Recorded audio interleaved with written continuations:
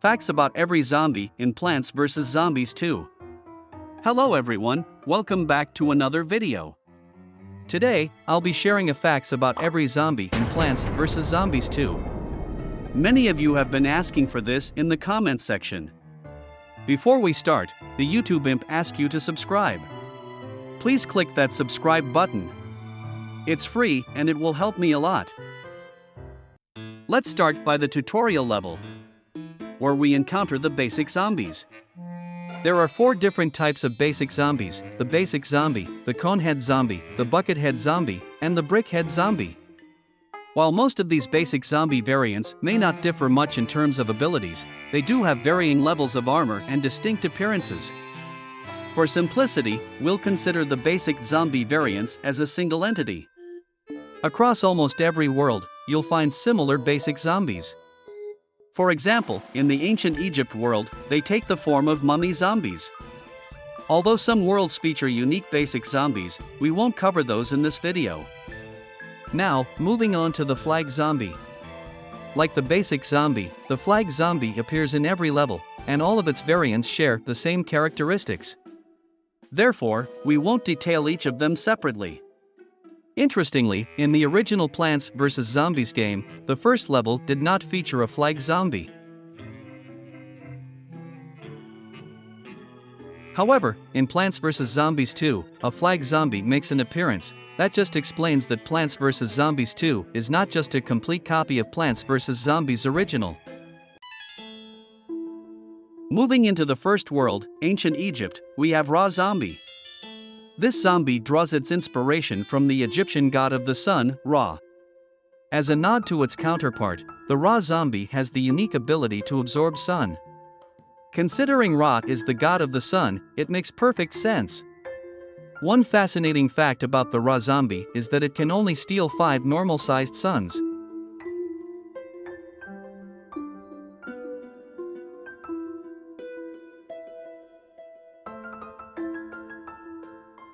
Now going forward, we have the camel zombie. Who do you think is tougher, this Gargantuar zombie or the camel zombie? Gargantuar zombie is generally considered tough, but the camel zombie can be tough too, especially if we consider the entire camel as one unit, which gives it up to 2,520 health. This is not far from the Gargantuar zombie's 3,600 health, with only a 1080 health difference. This means you really need AoE attacking plants like Bloomerang to easily defeat this zombie.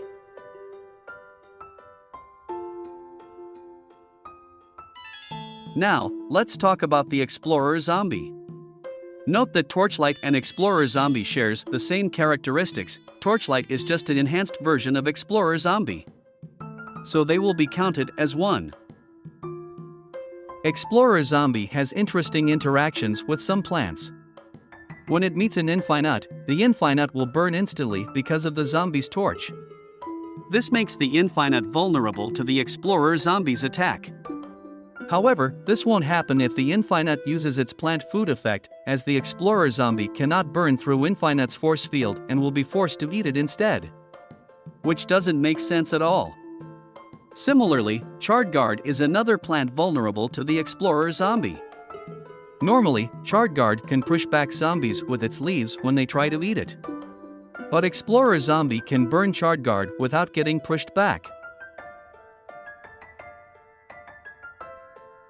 Next, we have the Tomb Raiser zombie. This zombie is based on the Egyptian god named Anubis, the protector of graves.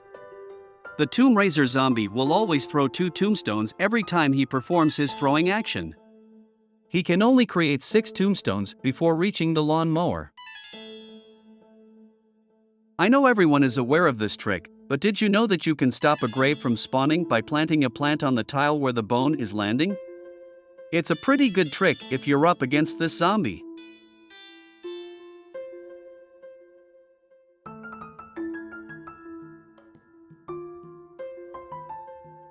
Next, we have the PHARAOH zombie.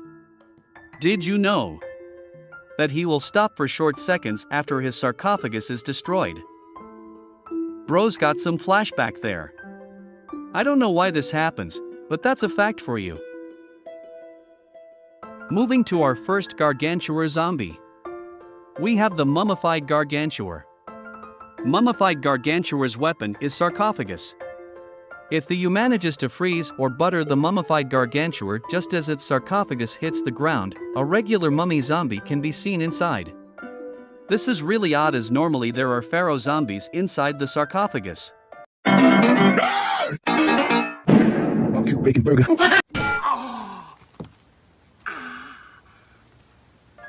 This just means that mummified Gargantuar's sarcophagus is not pharaoh zombie but a regular mummy zombie. Next we have imp. Imps in Plants vs. Zombies 2 are a common zombie type, and most of them share similar traits. However, some imps stand out as unique variations. But we'll just talk about the basic imps.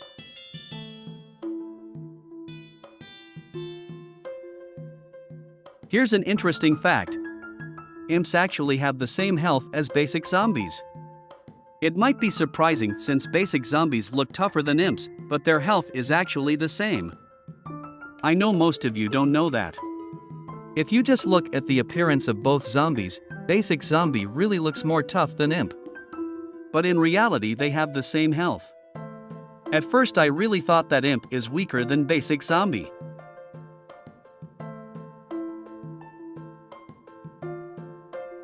Moving on to the next world, we enter the pirate seas. Our first unique zombie in this world is the swashbuckler zombie.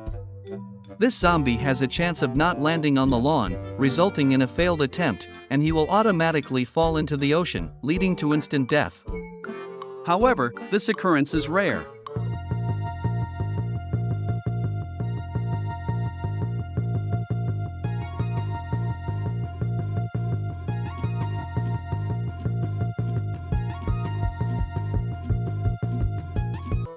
Additionally, if you use blubber as soon as swashbuckler zombie landed, it can accurately be blown away by blubber.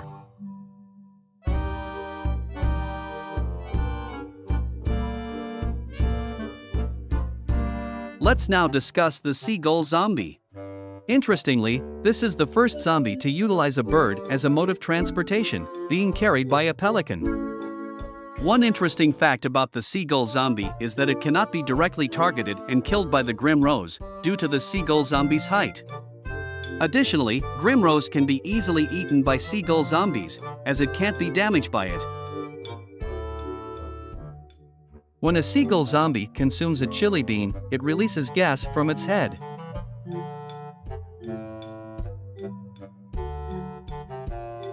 Next, we have the pelican zombie.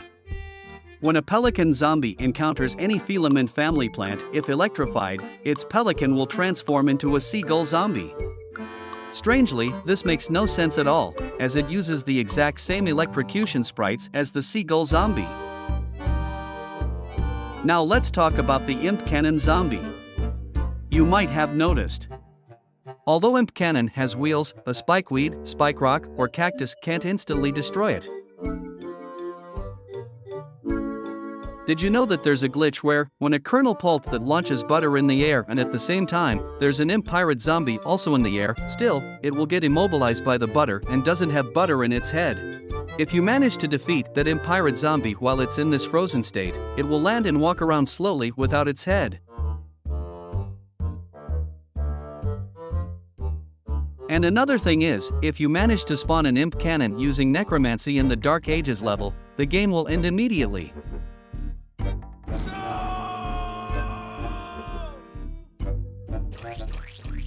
That is all for today's video.